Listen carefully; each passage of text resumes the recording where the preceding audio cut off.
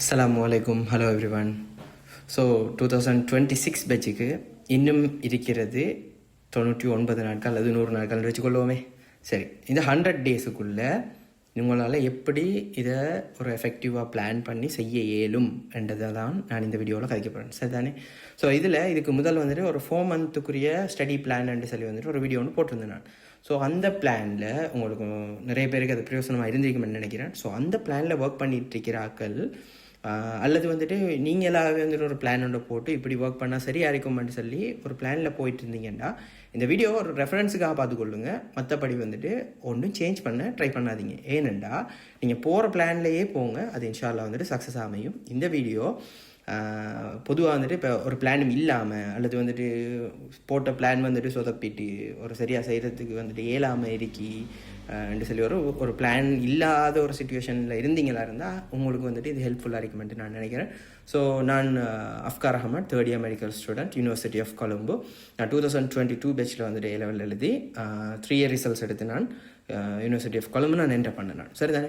So அப்போ இதில் நான் அந்த 4 month ஸ்டடி பிளானில் சொன்ன மாதிரி சில விஷயங்களை மட்டும் நான் இங்கே வந்துட்டு சேஞ்ச் பண்ணுவோம்.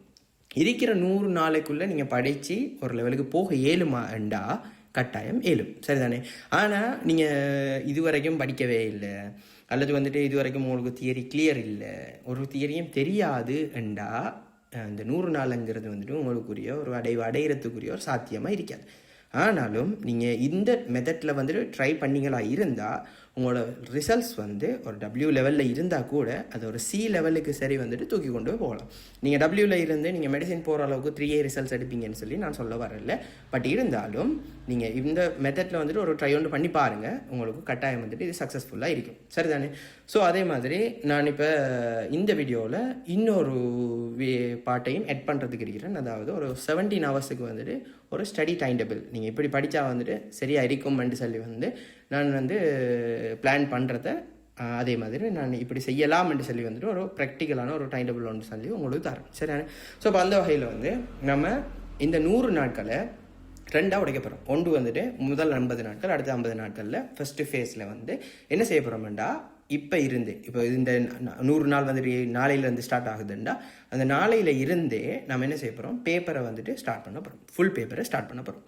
சரி, நீங்கள் கேட்குறது விளங்குது. ஃபுல் பேப்பர் செய்ய போக்கில் வந்துட்டு நாம் எல்லாம் ஃபுல்லாக படிக்கலையே அல்லது நாங்கள் படித்ததுக்குள்ளே எங்களுக்கு கிளியர் இல்லாமல் இருக்குது, அப்படியான சுச்சுவேஷனால் வரும்போது அது எல்லாத்தையும் ஒமிட் பண்ணிவிட்டு நாம் இப்போ இருந்தே ஃபுல் பேப்பர்ஸ் ப்ராக்டிஸ் பண்ண ஸ்டார்ட் பண்ண போகிறோம். சரி தானே?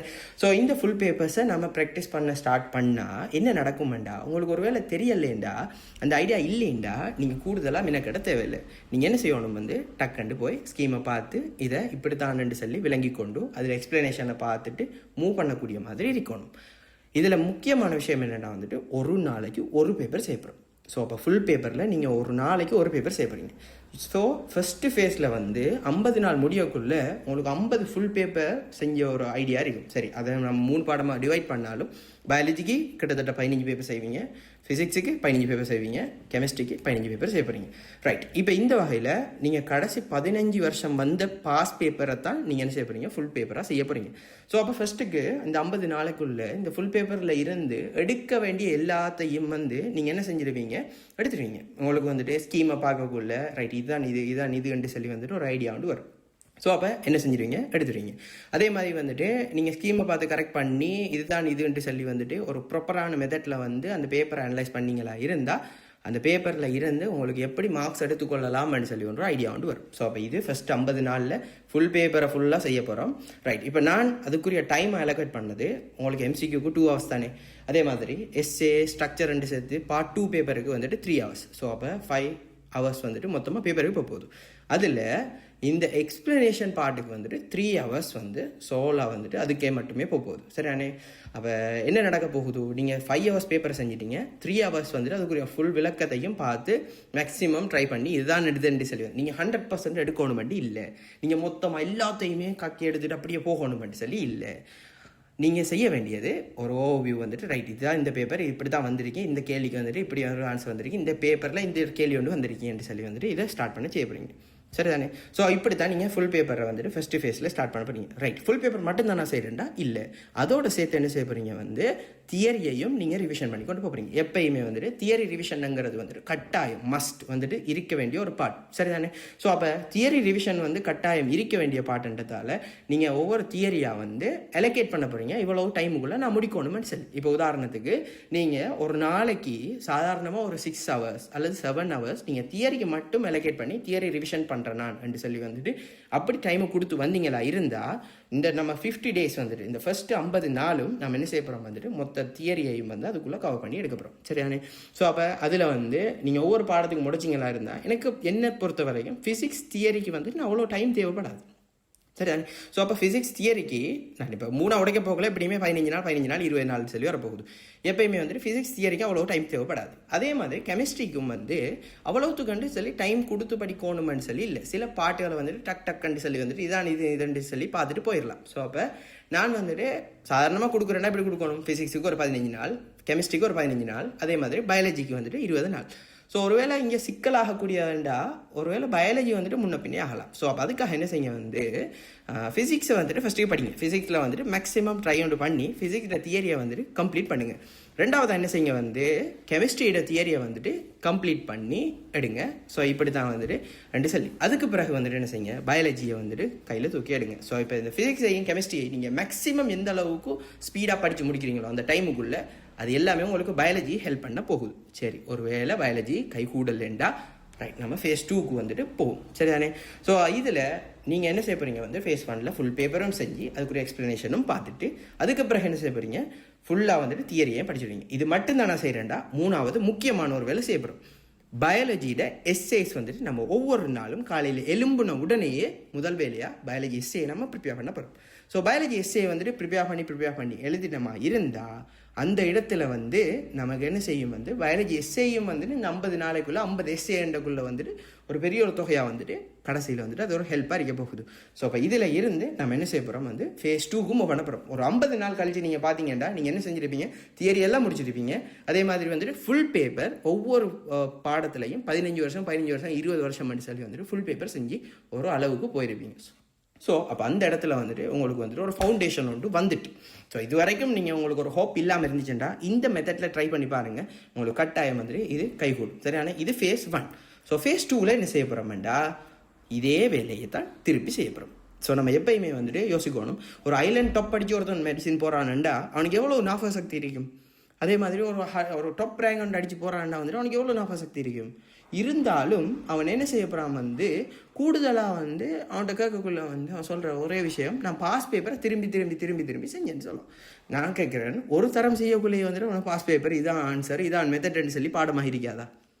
ஆனாலும் அவன் திருப்பி அதை செய்கிறதன் மூலமாக வந்துட்டு அந்த பாஸ் பேப்பருக்குள்ளே இருக்கிற மொத்த ஐடியாவையும் என்ன செய்கிறான் வந்துட்டு மொத்தமாக உருகி எடுக்கிறான். இதுதான் நடக்குது. சரிதானே. ஸோ இந்த மெத்தடில் ட்ரை பண்ணி நம்ம மெடிசினுக்கு ட்ரை பண்ண மாதிரி இருந்தால் கட்டாயம் வந்துட்டு இது சக்ஸஸ்ஃபுல்லாக இருக்கும். ஸோ எப்பயுமே வந்துட்டு பாஸ் பேப்பர் ப்ராக்டிஸ்ங்கிறது வந்துட்டு ரொம்ப ரொம்ப ரொம்ப முக்கியமான ஒரு விஷயம். சரிதானே. ஸோ அப்போ அதே மாதிரி இந்த ஃபேஸ் 2ல் நான் ஏற்கனவே சொன்ன மாதிரி அந்த 50 நாள் பிளான் தான் வந்துட்டு வரப்போகுது. இப்போ இதில் வந்துட்டு கொஞ்சம் டிஃப்ரெண்ட் வந்துட்டு பயாலஜியை வழக்கமாக வந்துட்டு எக்ஸாமுக்கு ஃபஸ்ட்டு பாடமாக தானே போடுவான். ஸோ நம்ம கடைசியாக வந்து பயாலஜியை படிக்க போகிறோம். சரிதானே. ஸோ அதே பிளான் தான் வந்துட்டு என்ன சொல்கிறேன்னு வந்துட்டு ஃபுல் பேப்பர் நம்ம அப்படியே ப்ராக்டிஸ் பண்ண போகிறோம். அதே மாதிரி என்ன செய்ய போகிறோம் வந்துட்டு ஃபிசிக்ஸ் கெமிஸ்ட்ரி பயாலஜின்னு சொல்லி வந்துட்டு அதை ஃபுல்லாக வந்துட்டு கம்ப்ளீட் பண்ணி எடுக்க போகிறோம்.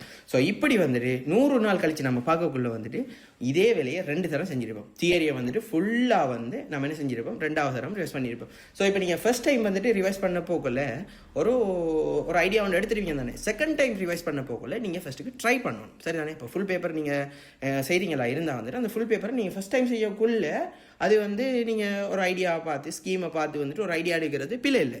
பட் செகண்ட் டைம் நீங்கள் ட்ரை பண்ணுறீங்களா இருந்தால் கட்டாயம் நீங்கள் ட்ரை பண்ணி ஆன்சர்ஸ் எடுக்க பார்த்து அதுக்கு பிறகு தான் நீங்கள் என்ன செய்யணும் எழுதணும். சரிதானே. ஸோ அப்போ இதில் எல்லாத்துலேயுமே வந்துட்டு முக்கியமான விஷயம் பயாலஜியை வேணுமென்னா நீங்கள் கண்ணால் செஞ்சுக்கிட்டு போகலாம். இப்படி தான் இதுன்னு சொல்லி. ஆனால் ஃபிசிக்ஸ் கெமிஸ்ட்ரியை பொறுத்த வரைக்கும் கட்டாயம் நீங்கள் என்ன செய்யுங்க எழுதி எழுதி பழகுங்க. சரிதானே? ஸ்கீம் எடுத்து ஸ்கீமில் இதுக்கு இப்படி தான் ஆன்சர் கொடுத்துருக்கான், இதுக்கு இப்படி தான் ஆன்சர் கொடுத்துருக்கான் என்று சொல்லி வந்துட்டு ஒவ்வொன்றையும் எழுதி எழுதி எழுதி கட்டாயம் பழகிக்கொள்ளுங்க. சரிதானே? ஸோ அப்போ இந்த மெத்தடில் வந்துட்டு ஃபஸ்ட்டு 50 நாள், அடுத்தது 2வது 50 நாள் என்று சொல்லி வந்துட்டு நீங்கள், அதாவது ஃபஸ்ட்டு 50 நாளில் வர குறைகளை நம்ம என்ன செய்ய போகிறோம், அதே வேலையை திருப்பி செய்ய போகிறோம், குறைகளை நிவர்த்தி செஞ்சு செய்ய போகிறோம். ஸோ அப்போ இதுக்கு நீங்கள் கட்டாயம் ஒரு முக்கியமான டிப்ஸை கையாளணும். நீங்கள் எப்பயுமே இந்த ஃபஸ்ட் 50 நாளில் ஒர்க்கை ஸ்டார்ட் பண்ணிட்டீங்கன்னா இப்படி ஒரு டைரி ஒன்று எடுத்துக்கொள்ளும். இப்படி ஒரு டைரி ஒன்று எடுத்துக்கிட்டு அல்லது வந்துட்டு உங்களுக்கு ஒரு கொப்பி ஒன்று இருக்குன்னா கொப்பி ஒன்றாலும் ஒவ்வொரு நாளும் நீங்கள் என்ன செஞ்சீங்க, என்ன பிளான் பண்ணியிருந்தீங்க, எது மிஸ் ஆகுனுச்சு என்று சொல்லி வந்துட்டு உங்களோட மிஸ்டேக் புக் என்று சொல்லி வந்துட்டு நீங்கள் எழுத போகிறீங்க.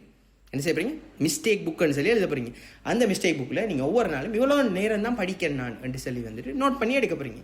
ஸோ அப்போ நோட் பண்ணி எடுத்தீங்களா இருந்தால் உங்களுக்கு விளங்கும், நான் இவ்வளோ நேரம் பிளான் பண்ணியிருந்தேன், நான் இவ்வளோ நேரம் படிச்சிருக்கேன், அதே மாதிரி நான் இது பிளான் பண்ணியிருந்தேன், ஆனால் இது என்னால் செஞ்சு கொள்ள இயலாமல் போச்சு என்று சொல்லி வந்துட்டு இந்த மிஸ்டேக் புக்கில் இருக்கிற டீட்டெயில்ஸ் எல்லாத்தையும் நீங்கள் என்ன செய்ய போகிறீங்க வந்துட்டு ஒவ்வொரு நாளும் இருந்துட்டு, முதல் நாள் நான் என்ன மிஸ்டேக் விட்டேன், இப்போ நான் என்ன மிஸ்டேக் விடக்கூடாது என்று சொல்லி வந்துட்டு பிளான் பண்ணி ஒவ்வொரு நாளும் இம்ப்ரூவ் ஆக போகிறீங்க. சரிதானே? ஸோ இது இந்த சின்ன சின்ன விஷயங்கள் தான். டைமை நோட் பண்ணுறங்கிறது சிலாக்களை இயலாமல் இருக்கும். எவ்வளோதான் சொன்னாலும் டைம் எல்லாம் நோட் பண்ண மாட்டாங்க. பட் அதெல்லாம் வந்துட்டு ஒரு பெரிய இம்பேக்டை கொண்டு வரும். நீங்கள் டைமை நோட் பண்ணி செஞ்சு வந்தீங்கன்னா உங்களுக்கே வந்துட்டு ஒரு ஹோப் வரும். நீங்கள் ஒரு இடத்த ஓவர் ஸ்ட்ரெஸ் ஆகி இதை எல்லாத்தையுமே விட்டு போட்டு வேணாம் இது ஒன்றுமே என்று சொல்லி நீங்கள் இருந்தால் அந்த இடத்துல இந்த டைம் கொப்பியை, இந்த மிஸ்டேக் கொப்பியை நீங்கள் எடுத்து ஒருக்கா பிரட்டி பார்த்தீங்கன்னா உங்களுக்கே விளங்கும், நான் இவ்வளோத்துக்கு ஒர்க் பண்ணியிருக்கேன், நான் இவ்வளோ கஷ்டப்பட்டு ஒர்க் பண்ணி போட்டு, நான் இவ்வளோ கஷ்டப்பட்டு படித்து போட்டு, எனக்கு கடைசி டைமில் நான் விளையாடி போட்டு தெரிஞ்சேன்டா, அது கடைசி டைமில் நான் ஃபோக்கஸ் பண்ணாமல் இருந்தேன்டா, அது எவ்வளோ பெரிய மடத்தனமாக இருக்கும், எவ்வளோ பெரிய ஒரு பின்னடைவாக இருக்கும்னு சொல்லி வந்துட்டு அது உங்களுக்கே தெளிவாக தெரியும். ஸோ அதுக்காக தான் இந்த மிஸ்டேக் கோப்பிங்கிற உண்டு. ரைட்டா? ஸோ இதுதான் வந்துட்டு இந்த டோட்டல் 100 டேஸுக்கும் நீங்கள் கடைசியாக செய்ய போகிற விஷயங்கள். ஸோ இது நான் உங்களுக்கு சொல்கிற ஐடியா. இதில் நீங்கள் ஆல்டர் பண்ணி உங்களுக்கு ஏற்ற மாதிரி, இப்போ உங்களுக்கு கிளாஸஸ் இருக்கலாம் என்ன. ஸோ கிளாஸஸ் இருக்கேன்னா அந்த இடத்துல நீங்கள் என்ன செய்ய, கிளாஸஸை போட்டுக்கொள்ளுங்க. அதே மாதிரி உங்களுக்கு தியரியை ரிவைஸ் பண்ணுறதுக்கு குயிக் அண்ட் டைம் போகுதுன்னா ஓகே, டைமை குறைச்சிக்கொள்ளுங்க. அதே மாதிரி உங்களுக்கு தியரியை ரிவைஸ் பண்ணுறதுக்கு லாங் டைம் போகுதுன்னா நீங்கள் படிக்கிற டைமை குறைச்சி படிக்கிற டைமை கொஞ்சம் கூட்டிக் கொள்ளுங்க. கடைசி ஒரு 3 மாதம் இந்த 100 டேஸ் நீங்கள் படுற போகிற கஷ்டம் தான் உங்களை வாழ்க்கையை தலைகீழாக போட போகிற ஒரு விஷயமா நல்லா ஞாபகம் வச்சுக்கொள்ளுங்க. ஏ லெவல் ஒன்று இல்லைண்டா, ஏ லெவலில் உங்களுக்கு ஒரு ஃபெயிலியராக இருந்தால் அடுத்த கட்டம் நீங்கள் கால் வச்ச துறையில் உங்களுக்கு அது ஃபெயிலியர் தான். ஓமா இல்லையா? நீங்கள் வேறு துறைகளில் வேறு விதமாக முன்னேறினாலும் நீங்கள் கால் வச்ச துறையில் உங்களுக்கு அந்த சக்ஸஸ் கிடைக்கலன்னு தானே அர்த்தம். ஸோ அப்போ வாழ்க்கை தலைகீழாக மாறும். நீங்கள் படித்தது ஒன்றா இருக்கும், நீங்கள் செய்கிறது ஒன்றா இருக்கும். ஸோ அப்போ அதுக்காக என்ன செய்யுங்க, கட்டாயம் இந்த 100 டேஸையும் மேக்ஸிமம் எஃபெக்டிவாக பிளான் பண்ணிக்கொள்ளுங்க. ஸ்ட்ரெஸ் எல்லாருக்குமே இருக்குதான். படிக்கிற விஷயங்கள் கட்டாயம் மறக்கும்.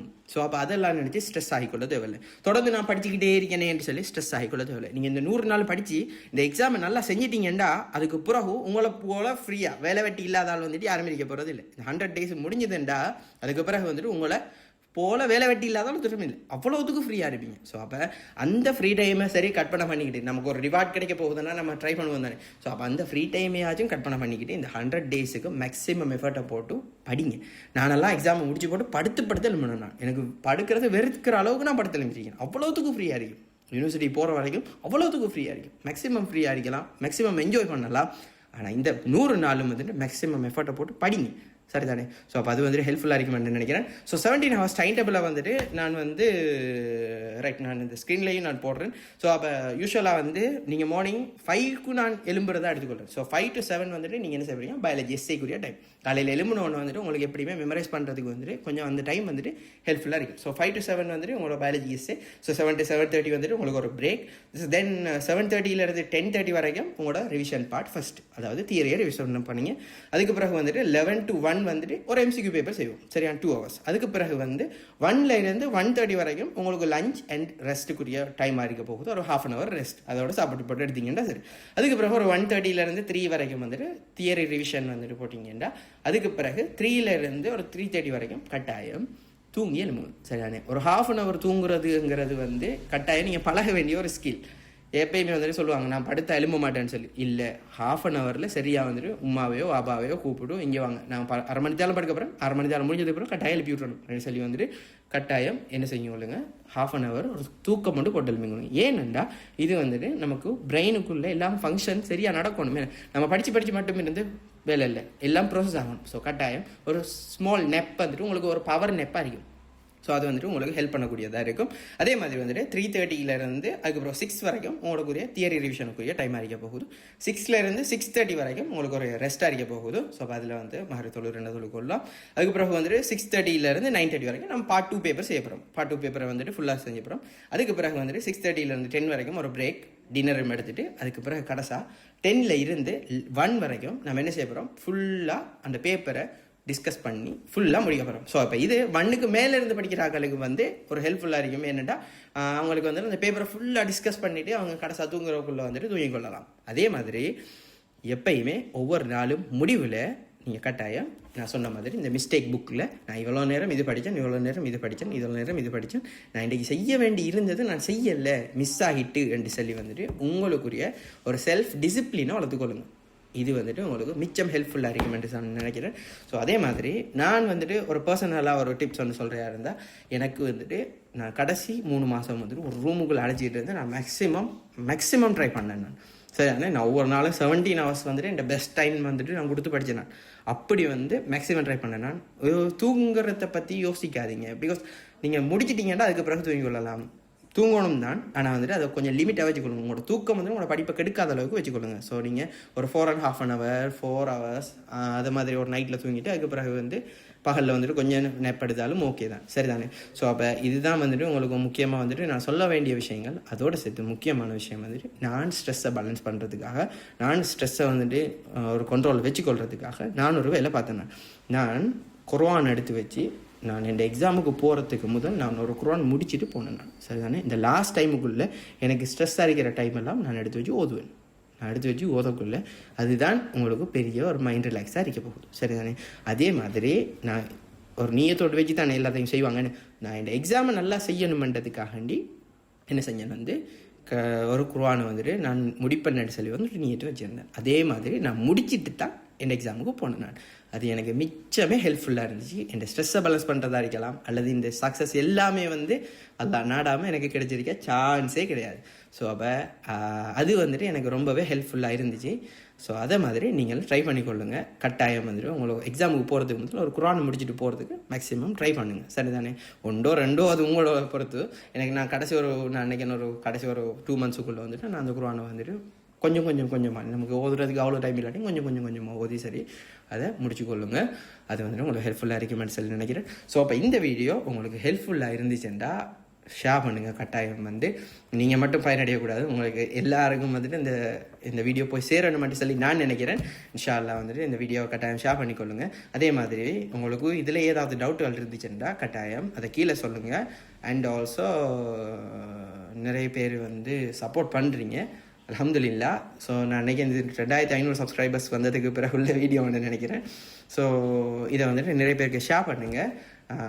Right, okay. ஜஸாக்கல்லாஹு ஹைரன். அஸ்ஸலாமு அலைக்கும்.